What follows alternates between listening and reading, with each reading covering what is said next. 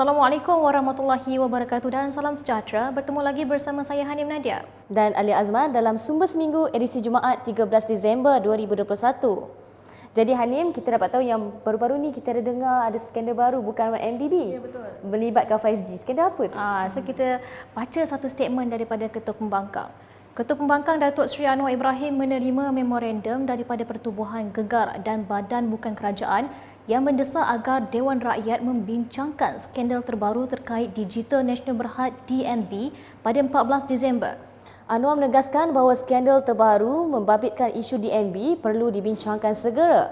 Ekoran pelantikan DNB sebagai pemborong tunggal 5G didakwa dilakukan tanpa adanya ketelusan. Pada perkembangan sama, Ketua Pergerakan Pemuda UMNO Malaysia, Dr. Ashraf Wajdi Dusuki berkata, syarikat tersebut tiada pengalaman dan infrastruktur untuk mengendalikan teknologi 5G dengan kos mencecah 11 bilion ringgit, menimbulkan dua persoalan yang perlu dijawab. Ashraf mempersoalkan bagaimana proses pelantikan sebuah syarikat yang tidak berpengalaman boleh dibuat tanpa perbincangan dengan pihak kementerian yang bertanggungjawab memastikan kesempurnaan pembangunan teknologi 5G. Kedua, bagaimanakah proses penilaian dan tender dibuat apabila melibatkan peruntukan sebesar 11 bilion ringgit? Sumber Seminggu turut menghubungi Ahli Parlimen Lembah Pantai Fahmi Fazil mengulas isu sama. Syarikat yang tak ada pengalaman, tak ada aset, tapi dialah yang memonopoli spektrum 5G. Dan kita nampak setakat hari ini, hutang yang telah ditanggung oleh DNB itu sendiri mencecah 400 juta dan melalui syarikat Ericsson yang diberikan kontrak untuk memasang radio network 5G, hutang Ericsson pula ialah 800 juta dan DNB sendiri dia akan mengumpul hutang hampir 5 bilion bagi pertengahan 2022. Semua ini berlaku tanpa pengalaman, tanpa aset, tanpa customer. Sejak diumumkan pada Februari yang lalu, sehingga hari ini, tidak ada satu syarikat telekomunikasi di Malaysia, tak ada satu syarikat pun yang nak sign dengan DNB. Jadi apakah asas DNB mendapat hutang 400 juta? Apakah asas pemberian kontrak melaksanakan rollout prasarana 5G kepada Ericsson yang anggarannya bernilai 11 bilion? Dan apakah yang akan berlaku sekiranya tidak berjalan mengikut apa yang dirancang? Sementara itu, pada 10 Disember, Menteri Keuangan Tengku Zafrul Tengku Abdul Aziz berkata, kenyataan dikeluarkan Timbalan Menteri Komunikasi dan Multimedia Datuk Zahidi Zainul Abidin berkenaan isu pelantikan DNB sebagai pelaksana rangkaian dan infrastruktur 5G adalah tidak tepat. Kelulusan Rang Undang-Undang Perlembagaan Pindaan 2021 berkaitan Perjanjian Malaysia 1963 adalah penting dan akan membuka jalan kepada pemulihan sepenuhnya perjanjian itu. Ketua Menteri Sabah Haji Jino berkata perkara itu menjadi detik penting dalam sejarah negara, terutama apabila ia diluluskan sebulat suara oleh Parlimen. Penubuhan Majlis Khas MA 63 sebelum ini juga penting kerana ia adalah manifestasi kerajaan hari ini untuk duduk bersama dan menyelesaikan isu berkaitan sebagai satu keluarga Malaysia. Tambahnya, kerajaan negeri tidak akan berhenti setakat ini saja, namun sebaliknya akan terus memperjuangkan hak negeri seperti dipersetujui melalui MKMA 63. Rang Undang-Undang Pindaan Perlembagaan Persekutuan 2021 yang dibentangkan Menteri di Jabatan Perdana Menteri, Parlimen dan Undang-Undang, Wan Junaidi Jaafar diluluskan sebulat suara oleh Ahli Parlimen melalui pengundian pada bacaan akhir kali kedua dan ketiga. Ini pula mengenai Akta 342. Ahli-ahli parlimen daripada Pakatan Harapan tidak menyokong pindaan Akta Pencegahan Pengawalan Penyakit Berjangkit Akta 342 tatkala rakyat mahu dibuli dan ditekan oleh pemerintah. Presiden PKR Datuk Seri Anwar Ibrahim berkata beliau menerima satu memorandum bantahan keras terhadap pemindahan akta berkenaan. Pada 12 Disember, ahli Parlimen Port Dickson itu termasuk mantan Menteri Kesihatan Dr. Zulkifli Ahmad menerima memorandum daripada Gerakan Anak-Anak Muda dan aktivis rakyat. Beliau menegaskan bahawa pendirian PH teguh untuk tidak menyokong tindakan kerajaan yang disifatkan mahu menindas rakyat Malaysia. Beliau turut mengatakan ini adalah salah satu contoh kerakusan dan keangkuhan kuasa kerajaan. Kementerian Kesihatan patut lihat soal vaksin, kelewatan yang mengakibatkan kematian dan sengsara rakyat. Mengulas isu sama, Ketua Pejuang Muda Malaysia Parti Pejuang Tanah Air, Dr. Abu Hafiz Salihuddin menggesa kerajaan menarik kembali kertas cadangan rang undang-undang RUU, Pencegahan dan Pengawalan Penyakit Berjangkit Pindaan 2021, Akta 342 serta menilai semula akta berkenaan. Tambahnya adalah tidak adil untuk menghukum seseorang dengan kesalahan seperti gagal memakai pelitup muka atau tidak melaksanakan penjarakan fizikal. Malah denda sehingga had maksimum RM100,000 atau penjara mencapai tempoh maksimum 7 tahun adalah tidak wajar. Pindaan RUU ini dibimbangi akan berat sebelah dengan menyasarkan hukuman hanya kepada rakyat marhain berbanding kumpulan elit dalam negara. Sumber Seminggu turut menghubungi Naib Presiden PKR Tian Chua berhubung perkara ini. Sudah tentu RUU pindahan kepada Akta 342 itu jelas adalah satu pindaan yang zalim dan tidak mempunyai rasional yang yang jelas. Isu ini adalah satu undang-undang, pindahan undang-undang yang zalim.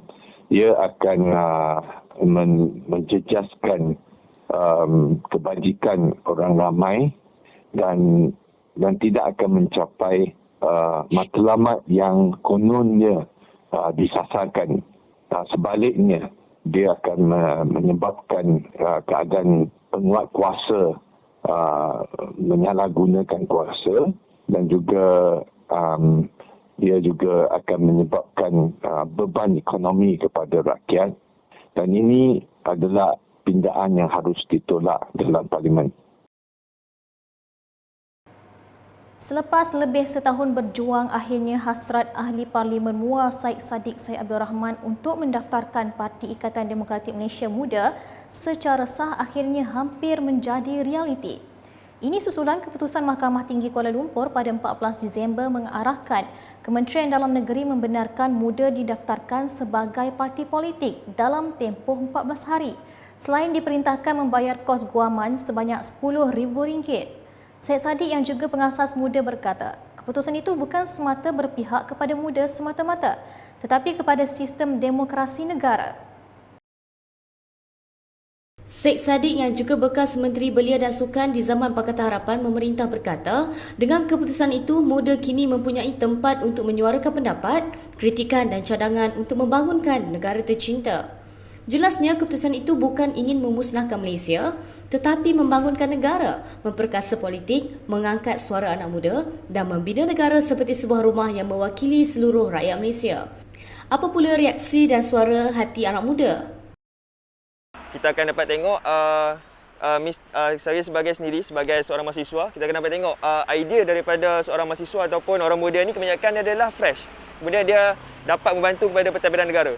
So, kita tak boleh kata walaupun kita ni sama ada fresh graduate ataupun orang baru dalam politik, kita tak ada pengalaman, kita boleh belajar dan kita boleh orang kata apa, boleh itulah train diri kita untuk menjadi seorang pemimpin yang berkaliber. Jika orang muda yang memberi idea dan mentadbir negara, idea tu macam lebih relevan untuk diguna pakaikan. Tapi tak juga bermaksud kita menolak idea-idea orang veteran. Kalau kita gabungkan idea orang veteran dengan idea golongan muda, mesti akan jadi satu yang idea lebih baguslah.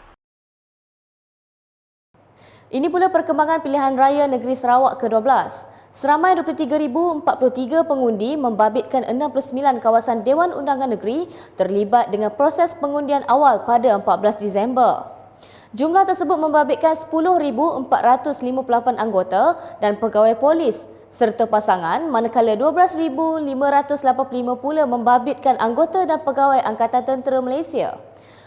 Pegawai Media Polis Kontijen Sarawak bagi PRN 12, Superintendent Alexan Naga Cabu berkata, sebanyak 55 pusat pengundian awal dibuka bermula pukul 7.30 pagi sehingga 5 petang. Manakala 30 lokasi ditutup lebih awal iaitu pada jam 2 petang. Seorang pegawai zon turut ditempatkan bagi memastikan keselamatan serta melancarkan perjalanan hari mengundi awal dan teratur. Keselamatan tempat mengundi juga dijamin selamat dan terkawal.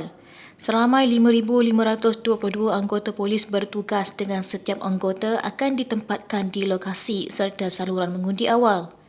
Antara pusat pengundian awal adalah di Dewan Ibu Pejabat Polis Kontijen Sarawak, Dewan Badminton Kompleks Polis Tampuan Jaya, Balai Polis Sebuyau, Dewan Seri Pengaman, IPD Serian serta beberapa sekolah serta kem tentera.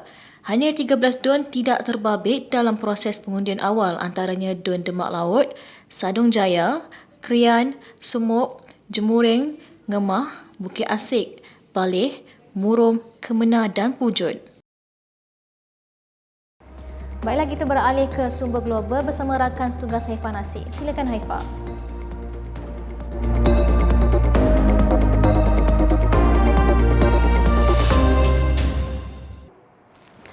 Terima kasih Alia dan Hanim. Seterusnya, saya Haifa Nasir membawakan anda perkembangan semasa berita dunia melalui sumber global. Kita mulakan dengan berita bencana alam yang melanda negara jiran Indonesia. Satu gempa bumi kuat dilapor melanda timur Indonesia pada 14 Disember 2021. Menurut Pusat Kajian Geologi Amerika Syarikat, gempa itu berlaku pada kedalaman 76 km di Laut Flores sehingga Pusat Amaran Tsunami Pasifik melaporkan kemungkinan tercetusnya ombak tsunami yang berbahaya. Justru amaran tsunami dikeluarkan bagi beberapa kawasan antaranya Maluku, Nusa Tenggara Timur dan Barat dan Sulawesi Selatan. Namun, kerajaan Indonesia kemudiannya bertindak menarik semula amaran tsunami berkenaan beberapa jam kemudian. Amaran tsunami terpaksa ditarik semula apabila pihak pemantau hanya mengesan gelombang tsunami kecil di wilayah itu. Bagaimanapun, gegaran tersebut berjaya mencetuskan panik sehingga orang ramai bertempiaran lari menyelamatkan diri. Beberapa video dirakam orang awam telah disiarkan menerusi saluran berita tempatan. Agensi Anadolu Indonesia melaporkan gegaran susulan 5.6 magnitude melanda Laran Tukar sebaik sahaja selepas gempa pertama melanda. Dalam masa sama, Ketua Agensi Mitigasi Bencana Flores Timur, Alphonse Hadabetan berkata, tiada laporan segera mengenai kerosakan dan gempa itu dirasai selama beberapa minit ketika orang ramai melarikan diri dari rumah masing-masing. Pusat Amaran Tsunami Pasifik yang berpengkalan di Amerika Syarikat berkata, berdasarkan parameter awal gempa bumi, gelombang tsunami berbahaya mungkin berlaku untuk pantai yang terletak dalam jarak 1,000 km dari pusat gempa. Ini pula berita menyayat hati di India.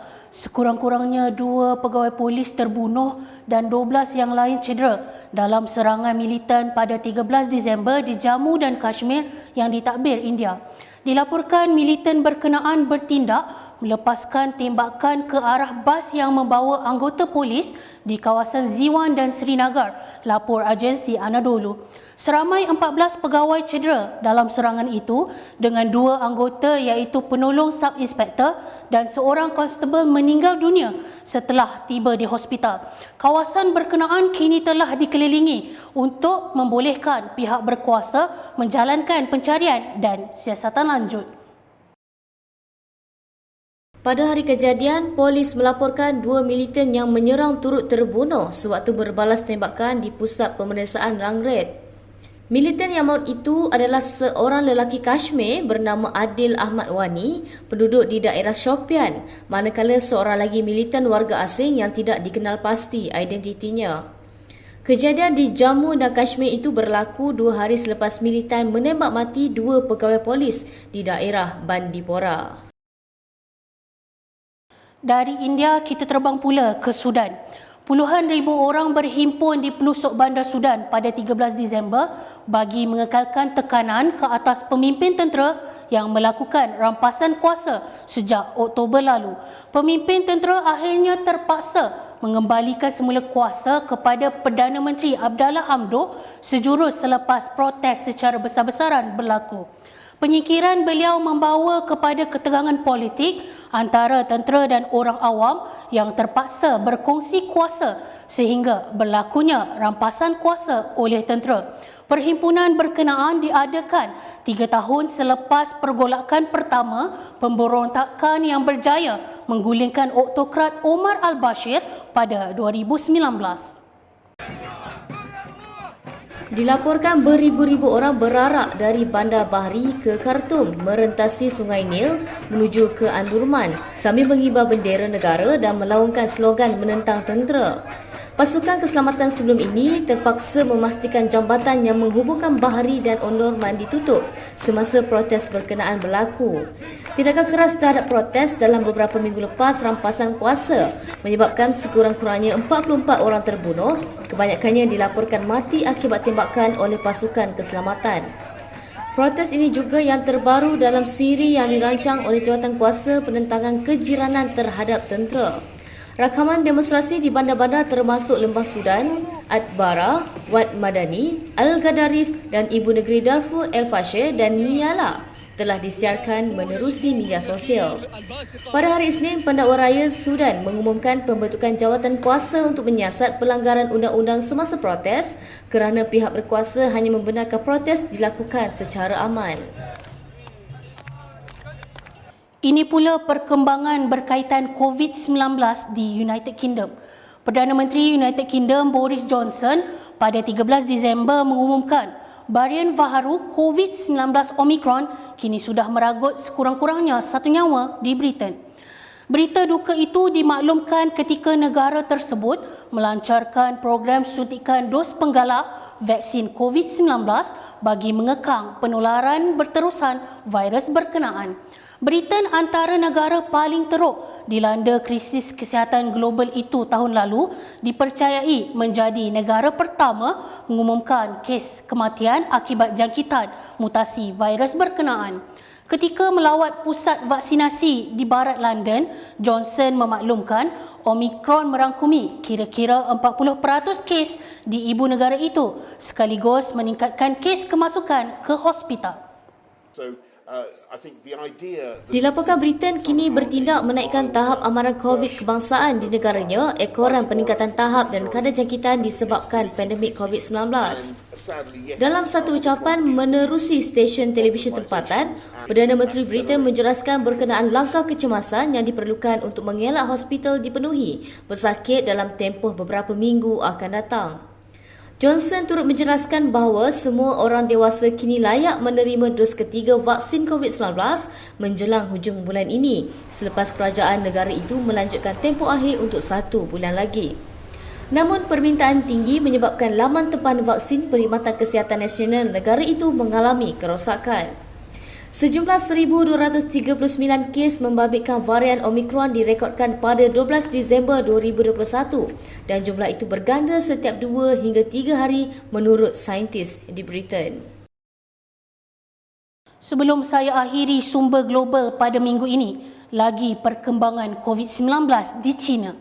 Sebanyak 138 kes penularan tempatan di wilayah Xinjiang, China melibatkan varian Delta terbaru iaitu sublineage AY4 yang lebih mudah berjangkit dan mengandungi bilangan partikel virus lebih tinggi dilaporkan di negara itu. Stesen televisyen CGTN TV memaklumkan bahawa ini kali pertama China melaporkan kes melibatkan varian baru Delta yang ditentukan berdasarkan penjujukan dan analisis keseluruhan jujukan genom. Menurut pihak berkuasa, varian Delta terbaru ini dilaporkan lebih mudah berjangkit dan mempunyai bilangan partikel virus yang lebih tinggi daripada virus asal COVID-19. Sekian sahaja paparan berita dunia yang dapat saya kongsikan kepada anda pada minggu ini. Kembali bersama Alia dan Hanim.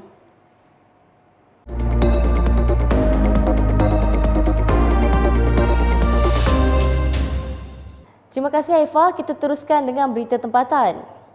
Seramai 10 pelajar Maktab Rendah Sains Mara MRSM yang terlibat dalam kejadian buli pada 10 Disember lalu ditamatkan pengajian mereka berkat kuasa pada 14 Disember. Ketua Pengarah Mara Datuk Azhar Abdul Manaf berkata, keputusan itu dipersetujui dalam mesyuarat Jawatan Kuasa Disiplin Maktab. Jelasnya, pihak Mara mengambil serius kejadian buli yang berlaku minggu lalu dan hukuman yang diputuskan menunjukkan Mara tidak berkompromi terhadap kesalahan buli dalam kalangan pelajar di bawah mana-mana institusi pendidikan Mara mahupun tajaan Mara. Mengulas lanjut, penamatan pengajian itu dibuat berdasarkan garis panduan yang telah dinyatakan dalam Panduan Pengurusan Disiplin Pelajar MRSM. Jelas Azhar, keputusan itu perlu dijadikan teladan oleh pelajar lain agar perkara sama tidak diulangi membabitkan salah laku di mana-mana institusi pendidikan di bawah Mara. Baru-baru ini tular video memaparkan kejadian buli secara kekerasan di MRSM Sultan Azlan Shah Kuala Kangsar. Susulan kejadian ini, Sumber Seminggu menghubungi bapa kepada Allahyarham Zulfarhan Zulkarnain Idrus. Kena ambil lagi tegas. Kita ada akta kanak-kanak kan, yang bawah 18 tahun kan. Okey. Kita pertama kan ibu bapa yang kena buli tu buat lapor polis ambil tindakan kan. Kemudian kita hantar dia sekolah negeri ni. Kasih satu apa kata orang, satu pengajaran kepada budak-budak ni. Mengulas perkara sama, pengarah filem serta pelakon Dato' Afli Syauqi berpendapat bahawa masih ada lagi ruang untuk menasihati remaja-remaja yang terlibat dalam kes buli ini. Tapi bila dia budak ni, kita ada ruang untuk melentuk buluh daripada rebung dia, betul tak? Masa budak ni kita tegur dan bagilah kaunseling. Saya rasa benda, kalau dia orang tahu benda ni berat, sampai bila-bila dia akan ingat. Dari awal kita buat cara yang elok dulu. Kan kita tak nak tunjukkan benda ni adalah budaya kita berkeras, semua berkeras. Jadi sampai dia orang pun ingat. Jadi bila kita tunjuk kat dia orang ada tentang belas kasihan, mungkin dia orang akan belajar tentang belas kasihan juga. Langkah mengenakan cas transaksi RM1 Malaysia kepada pelanggan yang mengeluarkan wang tunai antara bank yang akan berkuat kuasa pada 1 Februari 2022 adalah salah dan tidak disenangi rakyat. Setiausaha Agung PKR Datuk Seri Saifuddin Nasution berkata, sektor perbankan antara yang melaporkan keuntungan sihat meskipun dalam pandemik. Keuntungan bersih suku kedua 2021 Maybank sebanyak RM1.96 bilion, iaitu RM1 bilion lebih tinggi berbanding tahun sebelumnya. Manakala CIMB meningkat kepada RM1.835 bilion, keuntungan bersih ke RM2.62 bilion berbanding RM785 juta. Tambahnya, beliau juga turut membaca komentar netizen yang tidak bersetuju di atas cas tersebut. Justru beliau menggesa kerajaan khususnya Menteri Kewangan untuk segera masuk campur dan mengarahkan bank-bank tersebut membantalkan rancangan mereka. Beliau dan kepimpinan PKR bersedia untuk mengadakan pertemuan dengan pihak kerajaan dan wakil bank-bank demi menyampaikan suara rakyat. Terdahulu, 6 bank komersial mengumumkan akan mengenakan caj RM1 bagi transaksi ATM bermula Februari tahun hadapan. Kementerian Kesihatan Malaysia mengenakan kompaun sebanyak RM1,000 terhadap penganjur program 100 Hari Aspirasi Keluarga Malaysia mengikut Akta Pencegahan dan Pengawalan Penyakit Berjangkit Akta 342 berikutan kegagalan memastikan penjarakan fizikal dan menyebabkan berlakunya kesesakan pada hari pertama acara tersebut pada 9 Disember. Menteri Kesihatan Khairi Jamaluddin berkata, kompaun RM1,000 itu merupakan nilai kompaun maksimum yang boleh dikenakan kepada individu dan pertubuhan ataupun organisasi yang diguna pakai selepas pengungkaian ordinan darurat di Dewan Negara pada 8 Disember lalu. Begitupun Ahli Parlimen Iskandar Puteri Lim Kit Siang melahirkan kekecewaan kerana kompaun yang dikenakan terlalu kecil. Jelas Lim, Kementerian Kesihatan sebelum ini memaklumkan jumlah kompaun berkenaan adalah nilai maksimum yang dibenarkan di bawah Akta Pencegahan dan Pengawalan Penyakit Berjangkit Akta 342. Sehubungan itu, Lim menuntut Perdana Menteri Datuk Seri Ismail Sabri Yaakob memohon maaf berhubung pelanggaran prosedur operasi standard berkaitan majlis tersebut. Sumber Seminggu juga sempat menemu bual Ketua Pejuang Wanita Muda Parti Pejuang Tanah Air, Dr. Nurul Ashikin dan Setiausaha Agung Parti Muda, Amira Aisyah bagi mengulas isu berkenaan. Sebab kalau rakyat berkumpul dan berlanggar SOP, mereka akan dikompaun beribu-ribu ringgit. Tapi untuk mereka yang mengadakan undang-undang itu sendiri, adakah mereka akan dikompaun? Dan satu lagi, kalaulah benar kita ingin mengumumkan pencapaian 100 hari kerajaan, kenapa tidak buat saja poster ataupun buat saja pengumuman secara online? Maklumkan apakah prestasi yang berjaya dicapai dalam tempoh 100 hari. Perlukah kita buat satu majlis dalam keadaan ada varian baru, dalam keadaan sekarang ni pula ada virus Omicron, dan buat satu majlis yang memang cacah marba, orang semua bersesak-sesak dan kemudian benda tu viral pula dan tak ada pengumuman maaf pun. Benda yang kita kata 2 darjat daripada kerajaan. Sewaktu PRN Melaka, kami muda dikompaun RM4,000 hanya kerana mengadakan satu PC di satu kawasan yang terbuka, 5 orang jaga social distance dan semua memakai pelitup muka, tetapi kami dikompaun RM4,000. Tetapi selepas itu kita lihat bila parti-parti kerajaan buat event besar-besaran ramai orang, mereka pula tidak dikompaun. Dan event keluarga Malaysia ini semalam merupakan lagi satulah a show of 2 darjat daripada kerajaan. Sekian paparan kami minggu ini. Teruskan mengikuti perkembangan semasa di laman sosial dan YouTube Sumber Kini. Kepada adik-adik yang masih bersekolah, dinasihatkan agar menumpukan perhatian kepada pelajaran. Jangan sesekali membuli rakan-rakan atau junior anda. Betul tu Alia, kerana perbuatan tersebut amat merugikan dan memberi kesan negatif untuk masa depan. Sebelum mengakhiri Sumber Seminggu, kami tinggalkan anda dengan paparan viral. Assalamualaikum dan salam sejahtera.